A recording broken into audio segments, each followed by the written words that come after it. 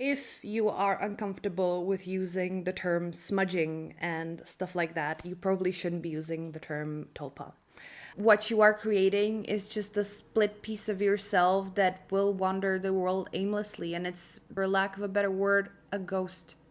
You are creating a ghost.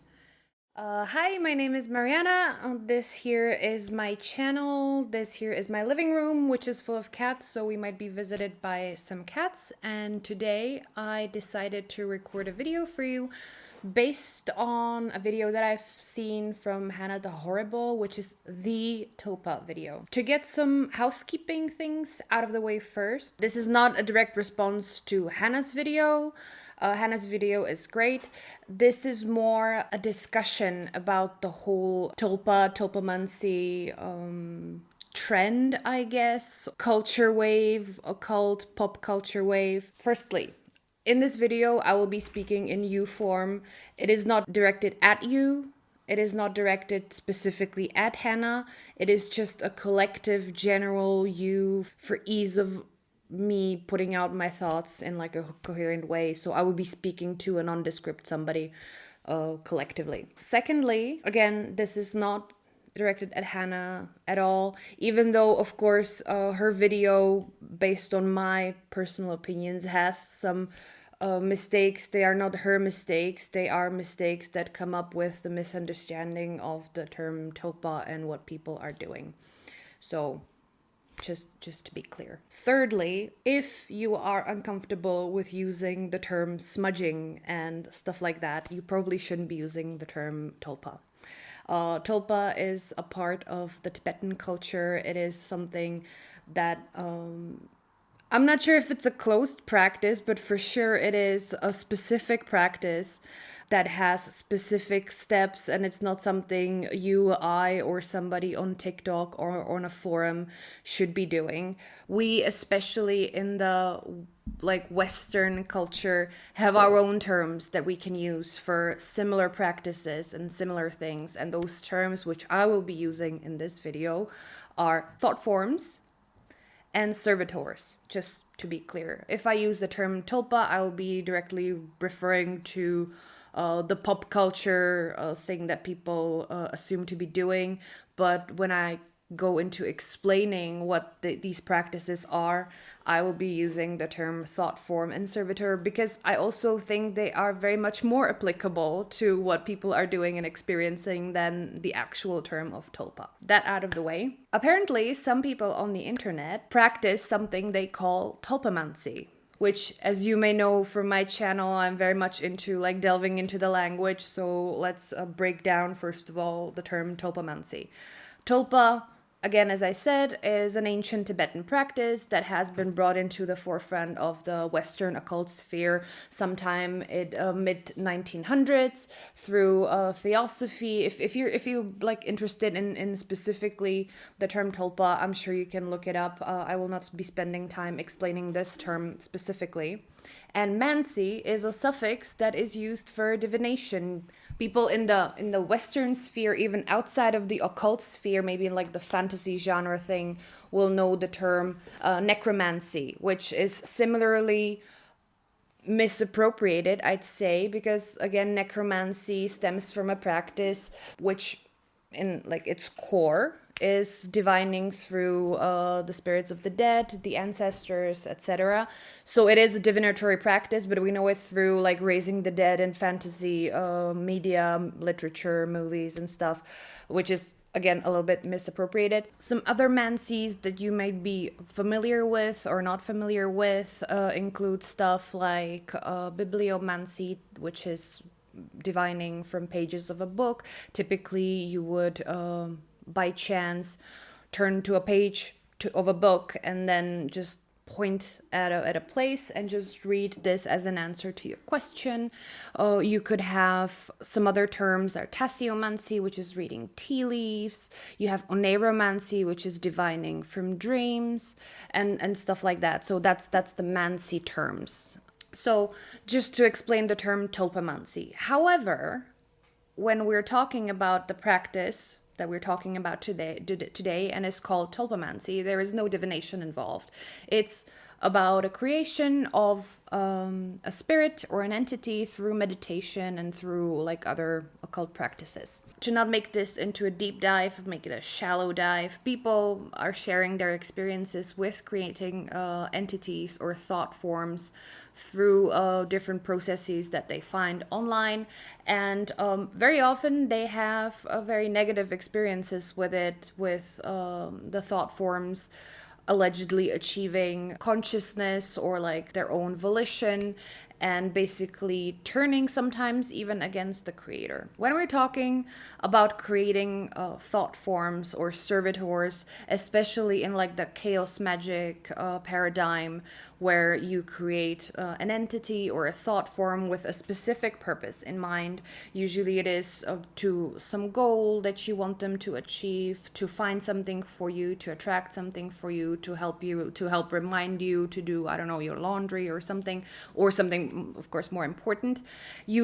When you are creating an entity like that, you are giving it a form, you are giving it a personality, you can give it a home to live in. Usually it is outside of yourself, for example, like in a piece of paper or a box or a little book, a notebook or whatever, like a pouch that serves as its home. When these people are creating what they are calling tulpas, they usually create it as like a separate or it is described like that, as a separate part of their consciousness, which generally, from the perspective of creating servitors, is fine. However, you are creating a thought form with the explicit programming of it becoming sentient and self-aware and independent of you, which is a problem. And you see that in a lot of these stories where these entities and thought forms do become their own thing in a way, and that is possible. But again, when we go back to like chaos magic and creating of thought forms that serve a purpose, one of the first thing you would do is give it a goal, and then program in, I would call it a self-destruct button, or something that you either need to do to keep this entity alive, or something that you can do when you deem its job finished and you need it to disperse. When you don't do that, the other thing you have to learn is to either banish or destroy these thought forms that you create, because you can also create them not by mistake but unknowingly as well, in a very limited way. Of course, you can't create a second consciousness without actually like doing something for it, but you can have little pieces of your psyche like break off and go do their own thing. Typically, if you are very focused on something, when you're thinking about something like a lot, you can like split a little bit of your energy into a little thought form that will just then go and repeat this cycle over and over again. I'm not sure if I have like specific experiences that I remember that I could share, but I can tell you that it has happened to me as well. This is something that can happen, and it is a form of a thought form. It is not a servitor, because servitors are created for a purpose of a service, and when their service is done, they're usually integrated back into the self and back into your own psyche. What these people are creating is these split parts of their own psyche. Do I get into the models of magic or not? For purposes of this video, let's say we don't care if you think that magic is in the psyche, or if it's like the spirit model, or however you think magic works. Just translate what I'm saying into how this works for you. If it's just in the psyche, then these people are just creating a little pocket in their psyche that just works on its own. If you work within the spirit model, you can actually see it as like part of their spirit detaching and then gaining its own little consciousness, its own little mind to work within the world and within the power that it has. If you work within the energy model, same thing. Just translate this as you wish. I kind of subscribe to all of these models at the same time, and in terms of like spirits and especially thought forms and servitors, I do believe that these can be entities on their own if prepared, if created properly. So I will probably be speaking from a more spirit model framework. So what these people are doing is they are taking a part of their own energy, part of their own being, splitting it off through extensive meditation that could take weeks, months, years, and they give it very thoughtfully a form, a personality, and just different characteristics that they're interested in. And through meditation, I think Hannah mentions the term forcing. They are basically forcing it from their being into the world to become an actual entity, an actual being, an actual thought form. And they're calling this the Tulpa. And if this process is done properly, and if the meditation and all the the work and the magic is done properly, anybody can do this. It is hard, it takes will, it takes discipline, but anybody can do it. And anybody can create a thought form that is, in a way, independent of themselves. And that's a problem. Not only because everybody can do it, and if you are not equipped to deal with what you've created, you will then get problems. The thought form will require your attention because it needs feeding. We as natural beings, you can call it, I don't know, gods, creations, whatnots, we have a system of being connected to the earth, of replenishing our energy, of eating food and getting calories, of being in the sun, getting vitamin D, and we are able to be alive without external, technically with external input, but without being actually dependent on another being. These thought forms, unless you actually program something like this into them, but usually these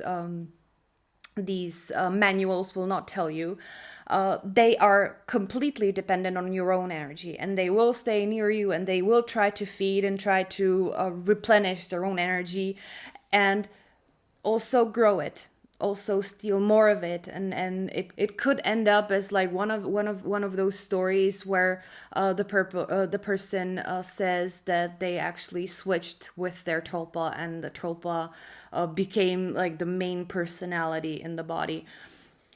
Not sure what the reality of that story is, if that person A, made it up, B, is like mentally well, and this is an actual like magical thing, but also, I can imagine that this could happen if that thought form gets overfed and basically takes over you. It's not impossible. That's some of the dangers of this particular practice. If you are looking into making a Tulpa, but let's call them either thought forms or servitors, either without judgment, to have somebody to like communicate with, have an experiment and an experience as well, go for it. But maybe get a book that describes some of like more safe practices. Like the most beginning thing that you can get is Peter Carroll's Psychonaut and Liber Null. That's like the basic of chaos magic. It describes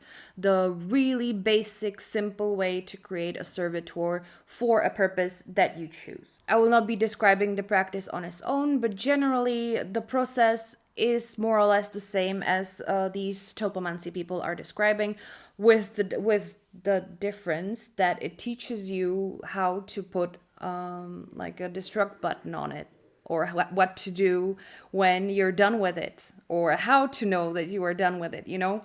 So there is basic safety. Also in these books, you will find secondary skills and secondary techniques to protect yourself. Because even if you don't put a destruct button on your thought form that will just tell it to like return back to its maker, you will get techniques of how to protect yourselves, how to destroy negative energy, or like energy that doesn't serve, use the language that you want, how to banish entities, how to, I want to say exorcise demons, but that's very like Christian paradigm. What I mean is how to get, again, energies, thought forms, entities, beings, whatever you want to call it, out of things, because you may need to do it.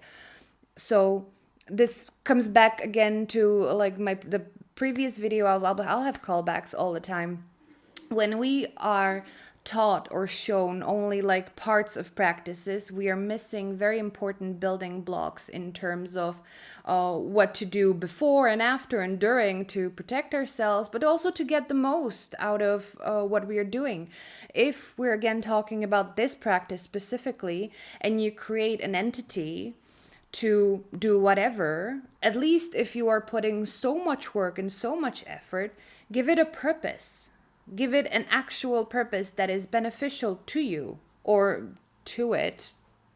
At least like give it a way to feed itself without actually having to feed on you if you want to be like you superhuman, but also keep in mind that this entity is of you. I don't think, or we can debate ethics of it like forever. Okay, if you create an entity from your being, is it then ethical to give it a purpose? But also, if you're thinking that way, is it even ethical to create thought forms and servitors if you're having these thoughts and feelings? Is it ethical to you, first of all, if then you end up being oppressed by your own creation, you know? This is not like having a child. It's a piece of your own soul, your own energy that goes and does its own thing somewhere. So to me, it's completely ethical to then at some point decide that, hey, we are done and you should return back to me and I will become whole again. You know? On the other side of these ethics, is it ethical to split your energy, your soul, your spirit, whatever, and then let it run aimlessly and purposelessly in the world? Isn't that a little bit cruel? If you needed to do something, then give it a purpose, let it finish that purpose, and then take it back home. That's more ethical. It's not like I will spend years creating a thought form and then spend the rest of my life being tortured by it because it's hungry and doesn't know what to do and doesn't have a purpose. Be it from like high up from the universe or from me, you just aimlessly exist with somebody who created you and you have no purpose. That's unethical to me, at least. So to circle back to my original point, what these people are doing is creating something for the sake of creation without giving it a purpose, without giving it a structure, a process, a purpose, generally. And then they tend to suffer for it. And it's also because you just pluck a little technique from the ether and don't learn the rest of the things that are supposed to come along with it, to work with it, to like make the most of it. And I think that's just sad. It's just sad. And if you are, or if you, the general you, if you are not willing to learn the auxiliary skills to what you want to do, even if you are willing to spend months and years to do what you want to do, but you don't want to learn the auxiliary skills, then just don't do it. Don't do it, because it will do you more harm than good. And you will find out that what you are creating is not a tulpa in the definition Tibetan practice sense, because what you are creating is just a split piece of yourself that will wander the world aimlessly. And it's, for better or for worse, for lack of a better word, a ghost. You are creating a ghost. Maybe I will make a video in the future about like the tragedy of ghosts and ghost hunting and the like the whole paranormal thing. I think the worst thing that could happen to anybody is to become a ghost, like in this world, to die and then just wander aimlessly, not being able to touch or experience. What are you doing? Not being able to touch or experience or interact with the world, and spend years and years figuring out how to build energy to like communicate something. It's just tragic. It's tragic. And creating some of this just for your own like pleasure or like for fun or for experiments without having the tools or the willingness to make sure you can undo it. It's just don't do it. Don't do it. Buy Peter Carroll's Liber Null and then create yourself a servitor for fun, and then a week later, month later, 2 years later, let it go back home and just rest and create a new one for something else that's better, it's more ethical, it's less work, and it's safer. And even if you forget about it and you build in a way to like for it to be fed, usually like the easiest way to feed a servitor is basically, for example, incense or something like that. And then if you forget about it and you don't feed it, it will just wither and return to you anyway on its own, and you don't have to do anything about it. So these are my very inconcise, unscripted thoughts about Tulpamancy and the latest, or I don't know if it's the latest, but the current TikTok / internet fad that some people are into, and how that maybe connects to what we do and like how we think about the world. If you have liked this sort of discussion, or me discussing things with myself at you, then maybe consider subscribing to this channel. I have great fun having this philosophy with myself in an unscripted manner, and I hope that I will be able to like find a lot more topics to just debate with myself.